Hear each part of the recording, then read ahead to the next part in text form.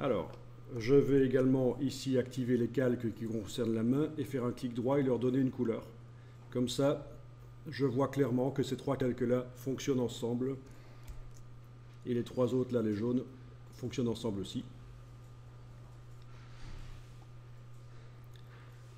Alors, je vais rapidement maintenant donner une couleur à tout le fond, parce que je n'ai pas envie de m'amuser.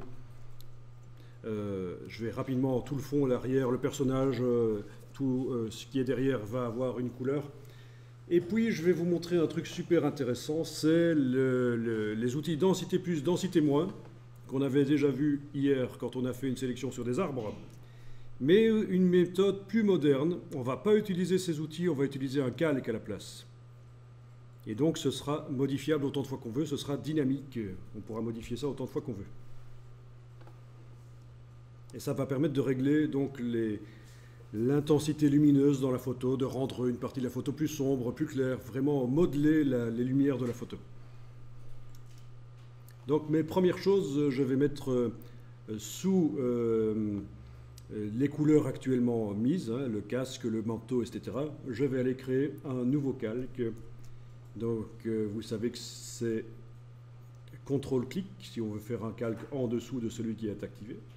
Voilà. Donc entre la photo et ses calques de réglage niveau et teinte de saturation, entre la photo et les couleurs que j'ai déjà mises, j'ai fait un nouveau calque que je vais appeler le fond.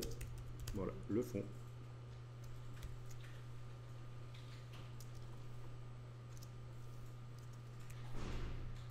Ok.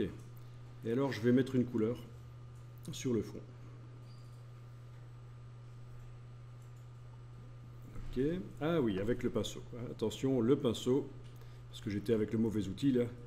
Le pinceau, je mets une couleur sur le fond.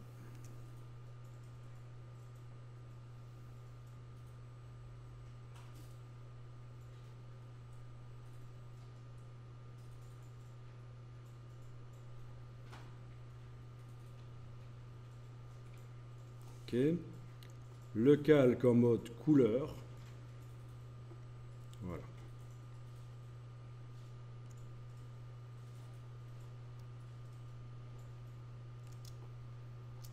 Alors, à la gomme, je vais aller empêcher qu'il agisse sur autre chose que le fond.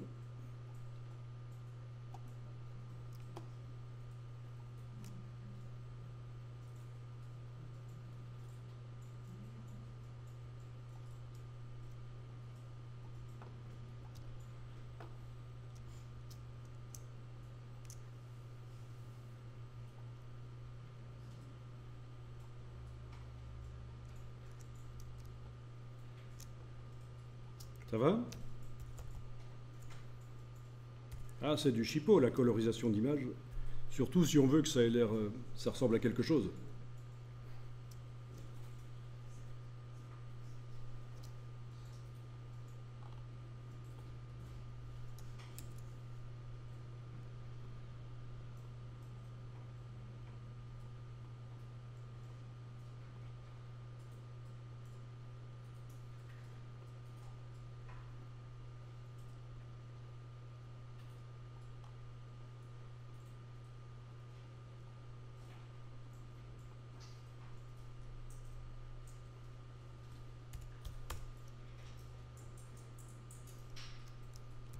Voilà, et avec l'outil dégradé, je vais aller mettre un dégradé sur le fond en préservant la transparence. Donc j'ai envie que le dégradé arrive uniquement là où il y a des pixels sur le fond. Donc le calque de fond est activé, je vais verrouiller la transparence. Voilà. Et je trace un dégradé. Là c'était un dégradé du noir au blanc, donc forcément ça enlève tout, mais je peux aller cliquer à cet endroit-là et créer un dégradé comme je veux. On l'a déjà fait ça. Voilà, un dégradé spécial que je vais tracer. Voilà. Ok. Ben, il faut mettre au point son dégradé. Mais je pense que je vais bientôt arrêter là sur cette image parce que ça devient un peu trop complexe. On pourrait aussi parler des courbes de transfert de dégradé, mais ça devient peut-être un peu trop complexe. Il y a aussi les calques de remplissage de type dégradé. Oui, ça peut être intéressant aussi. Plutôt que de mettre un dégradé avec l'outil dégradé, je peux créer un nouveau calque de remplissage de type dégradé. Voilà. OK. Le faire en sorte qu'il ne soit visible que sur le fond, touche Alt. Et là, je peux aller dynamiquement le modifier en double-cliquant sur lui, en allant changer le dégradé, etc., etc.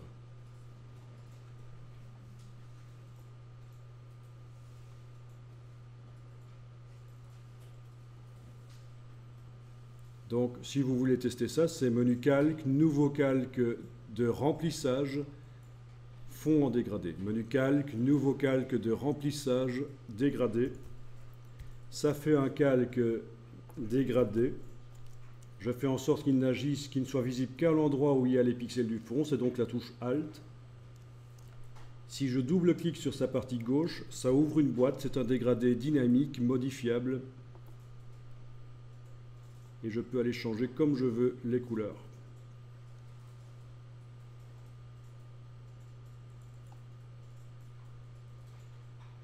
Ah, et il y a de la transparence ici. Ah oui, il y a de la transparence. Oui, mon échantillon à gauche est transparent. Non. Celui à droite est transparent. Vous voyez, quand je clique sur l'échantillon du haut, là, j'ai la transparence. Voilà, ok, là ça ira tout de suite mieux.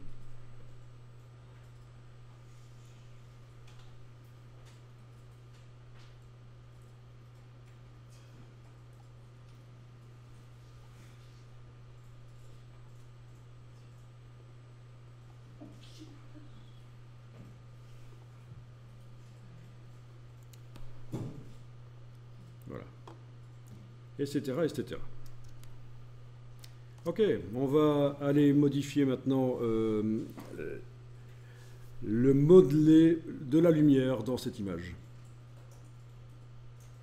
Alors si ça n'a pas fonctionné pour vous, cette dernière chose, le fond, ben, vous enlevez l'œil en face et la suite marchera tout aussi bien.